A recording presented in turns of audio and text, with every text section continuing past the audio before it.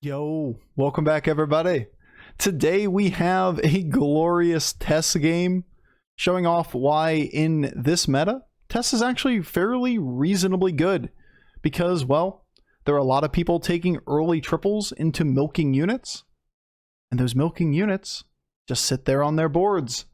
And if you get a hold of, say for example, an early Galakrond, he might have a minion on the board early that allows you to follow suit and milk pretty hard. And then maybe you'll get him again, and maybe again, and who knows, your next opponent. Maybe he has a Witchwing or Doomsayer or Mechanotank. And at the end of the day, getting a hold of key minions is really important in this meta. And that's where Tess excels. When you can get a hold of multiple copies of the key minions from other people's boards, well, no need to talk about this one any further because the games get out of control. This is a pretty fun one. All right, enjoy.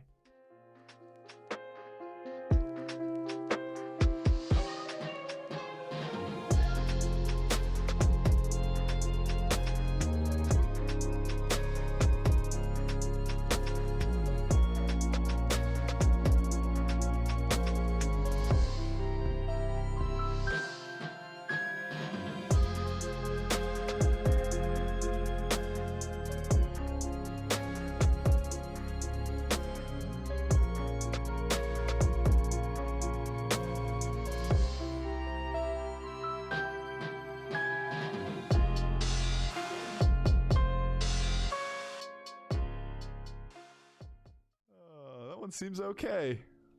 Don't know about you, but I think I'll take that one. Seems okay to me. 1, 2, 3, 4, 5 units. We can sell one to take the Scally to potentially get double procs.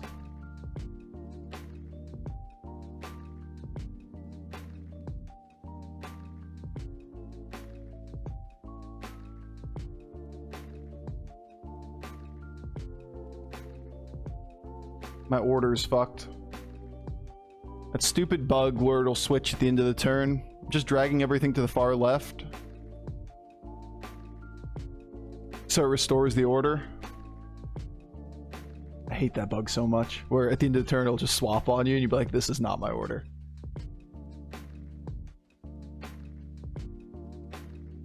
Thanks, Galakrond. Very kind of you. I'll take this.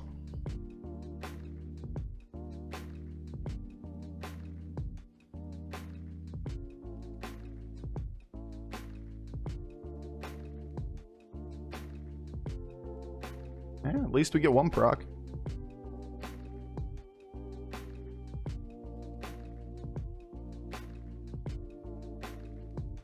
Tolerable. Hit left and we're good.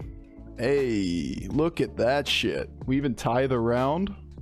Get 2 procs. So what do we have from this board? Nothing worth considering. And take this. We can just double level too.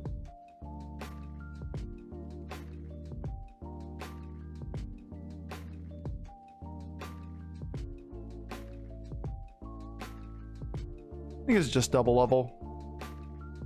As much as I'd like to put the Acolyte on the board to milk a little harder, we have to break a pair. Does Witchwing only spawn minions from your tavern tier in below? Correct. So if we stay on 1, the likelihood that you get Murloc Tidehunter is pretty high. Acolyte's good, but do we freeze it on a 3-star board? Probably not, right? You probably shouldn't have played it. Yeah, it's probably a good read, Jeremy. Just don't play the Witchwing into the Tess. You're gonna lose the round anyway, most of the time.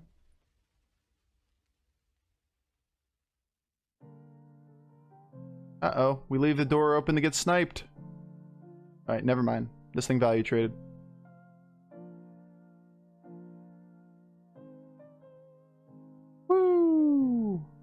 We'll take it. Double procs and don't take damage again. Guess who's going to the moon? Straight to the moon.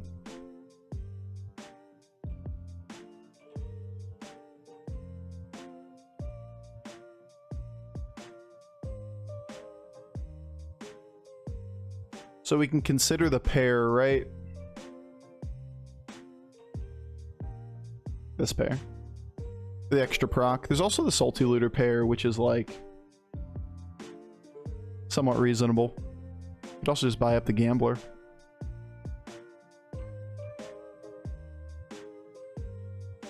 One, two, three, four, five, six. I think we just buy up the Gambler. We throw this shit on the board. We Prage. Then we get our proc. And let's go. Couldn't get a proc anyway. Yeah, like, if you aren't fighting Tess, you always play it anyway, just to trim damage off the board, right? But, like, knowing you're fighting Tess and you're going to lose that round because he's on Tavern 1 and all you have is a 3-5 and a 1-star. Yeah. Seems reasonable not to play it. Like, if we get a triple here, it's a 6-star. Just instantly. Alright, at least we get one proc.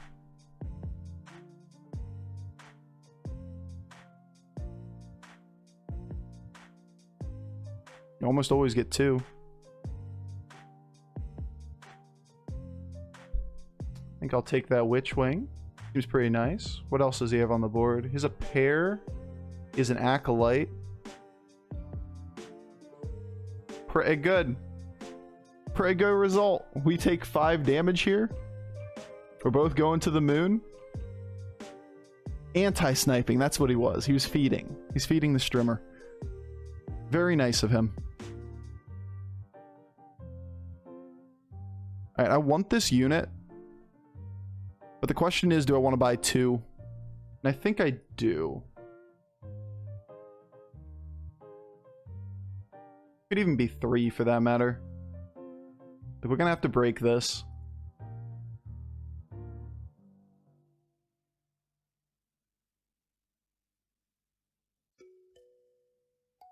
We take this. We take the Acolyte. And the question becomes, do I want to triple sell for the Scallywag pair? For the extra guaranteed proc? Or pseudo guaranteed proc? You also could just break the Pup-Bot pair. And put something like Violet Emissary on the board. And I think that's all. We're just doing all of that.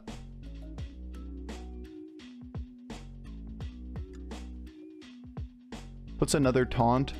It just guarantees these procs. Pull these both up to 6. We do have mechs in the game, right? So we don't want to make sure that we don't lose this. They're like Mechano Tank. Wow, like that card. Like that one.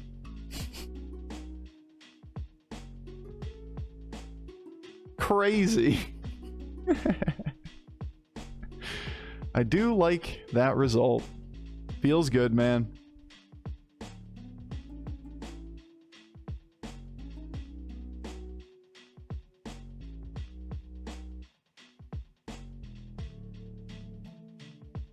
Alright, well, we haven't exactly gotten good options on our battle cries.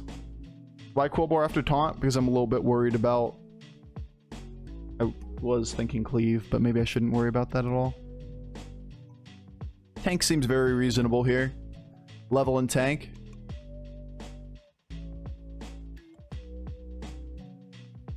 Don't care about the Quillbore pair.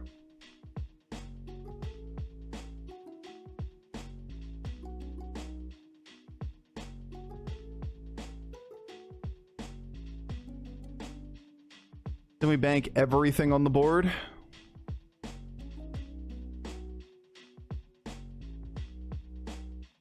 Say that we're going to get 2 procs here, which is 4 more minions to hand to hope that we get triples.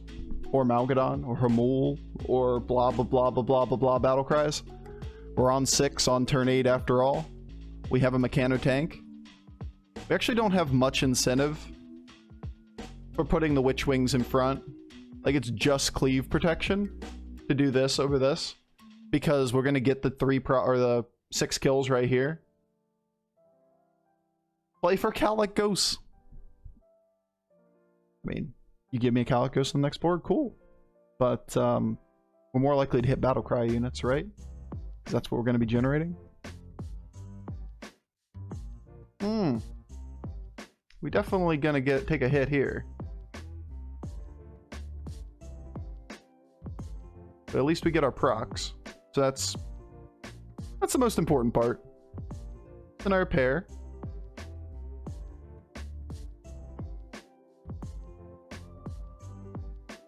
Just really bad breakpoints for us. Malgadon. Okay, there you go. Now we cooking.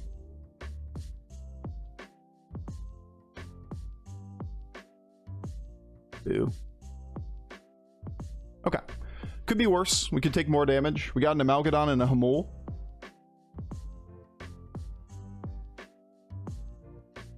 And a triple? Are you making shit up?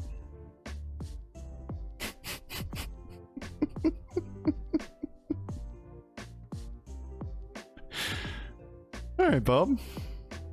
Don't mind if I do. Oh, I see the triple now. I see what you're talking about. Nah. Yeah, I'm with you. I'm with you.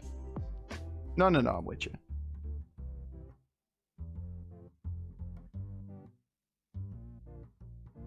I'm with you now. Took me a second to realize what you're talking about. You mean from the steel? I'm with you.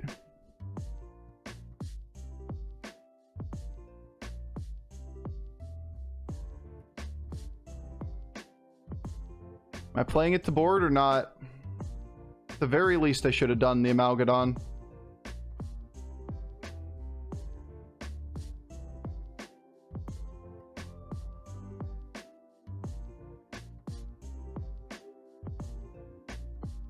It's so cute. I want to do the Khadgars with the Witchwing just to generate all of the value.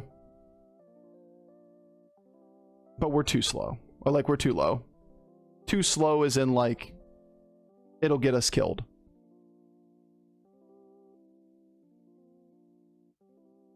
We got tank pseudo Exodia here. Play Battle Cries with Dong? No, it's not as good as just playing into Exodia.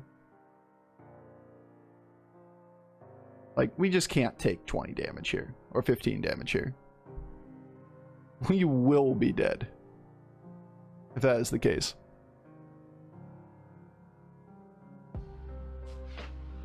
Come on, man. I just want to have my fun. I just want to have a little bit of fun.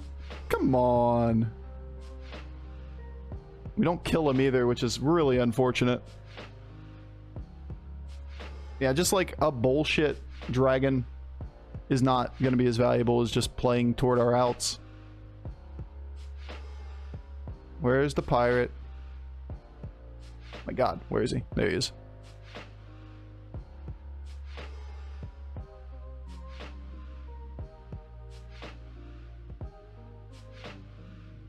Do.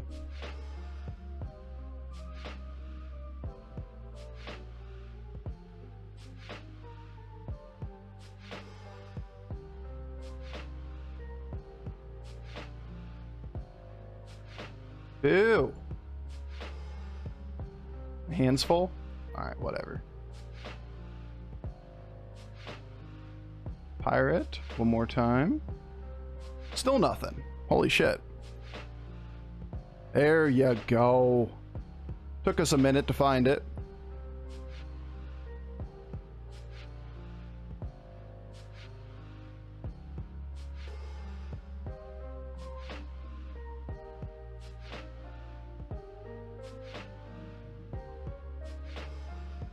So awkward. Because we can't play without this for right now. We just got to go first, is what we need to have happen. Well, we need him to cleave. Or golden bomb our Khadgar, I guess. Good news. We have 1,000,000 stats. Bad news. He had an Acolyte on the board.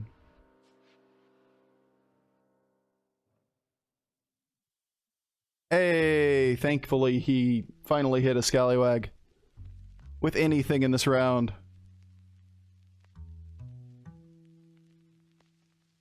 Hey, we finally hit something.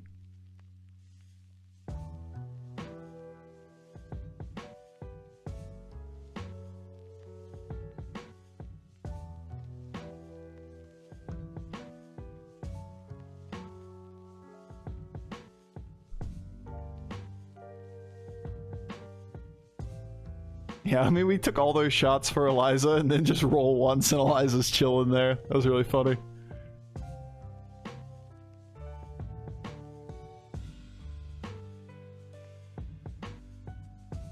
Exactly what's on his board.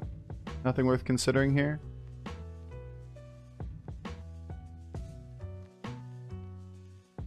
We can play for Blood Gems and Ghoul as a line. Does Golden Hamul do something special? Yeah, he shines. Bright like a diamond.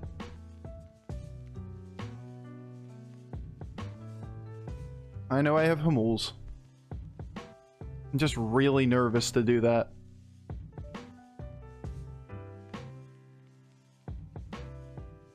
Acolyte? Acolyte actively griefs you. Yeah, we'll do it this way. I don't like it.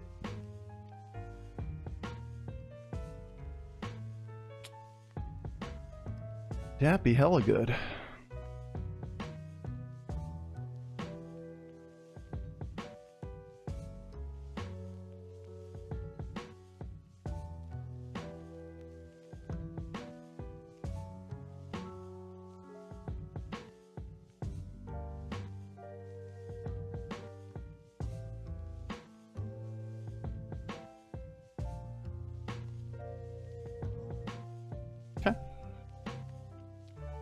Why not pick up Acolyte for taunt instead of Amalgadon? Why, Acolyte actively griefs you. It opens or creates multiple death rattles with Khadgar, so you can't play Exodia. Like, Acolyte is the worst card you can put on an Exodia board.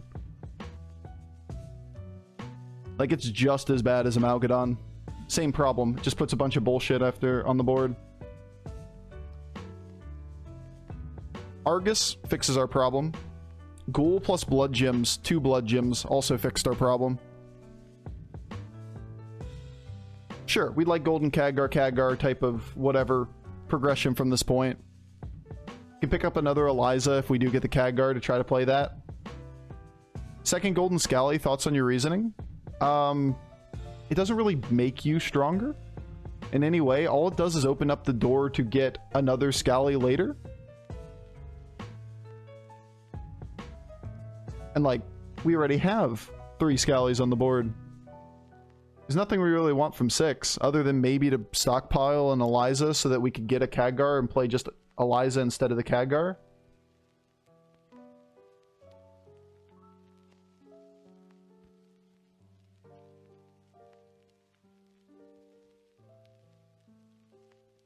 Like, we really just want to play for golden versions of everything that we have.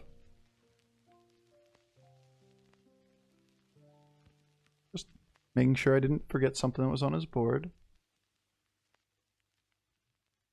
And then to zap proof ourselves is kind of the last thing. So either roll hard for triples, or we bank Blood Gems and try to pivot with like the last turn to counter somebody that's trying to counter us.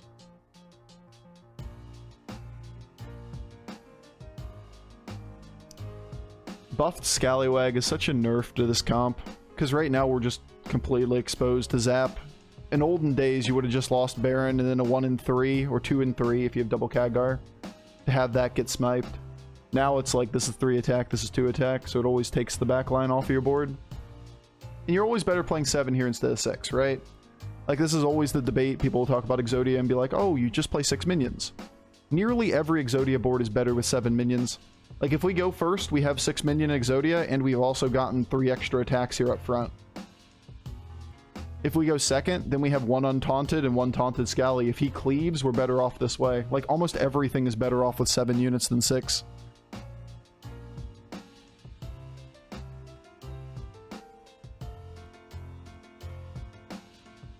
Tolerable. Could have been a lot worse. I think this is going to clear the board now, so we're Gucci. It all just comes down to how many Sky Pirates you have left on the board. We do 3 plus 3 plus 6 plus 5 plus 6.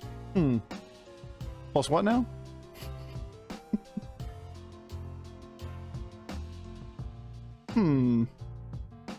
Quick maths. Is turn 10 know me too late? Just depends on where you are in the game, but typically, yes.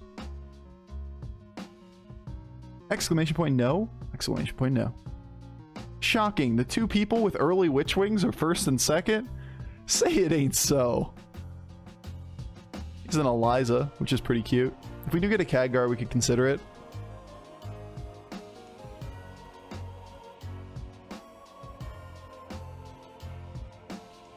He's basically had every opportunity to play get a Zap too.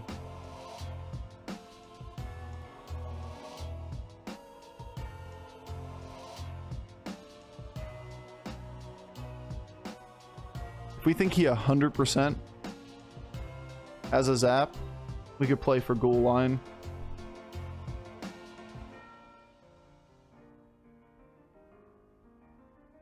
He had 36 damage.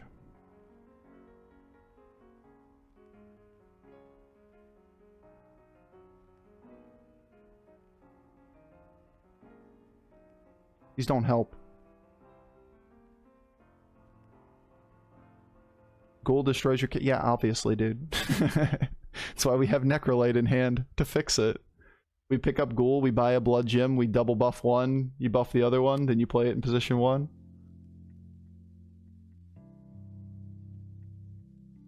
Like, we have, like, we're playing around it is the point. We're not just gonna play a Ghoul and drop it on the board and do nothing else.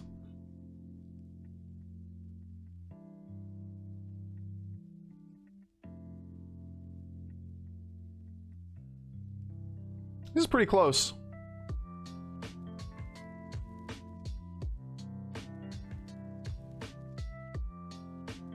It's over one way or another. Looks like we get there.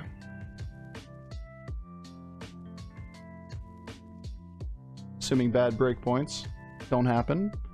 Since he always has Taunt, Divine Shield, Poison. Taunt Poison, I should say. We get all of those hits up front. It's a fine first hit as long as we don't hit that one immediately again.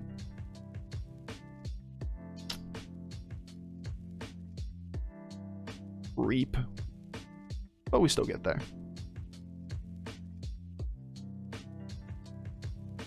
Alright. Not a bad game. No emojis, somebody's dead? Yep. If you emote and it doesn't go off, game's over.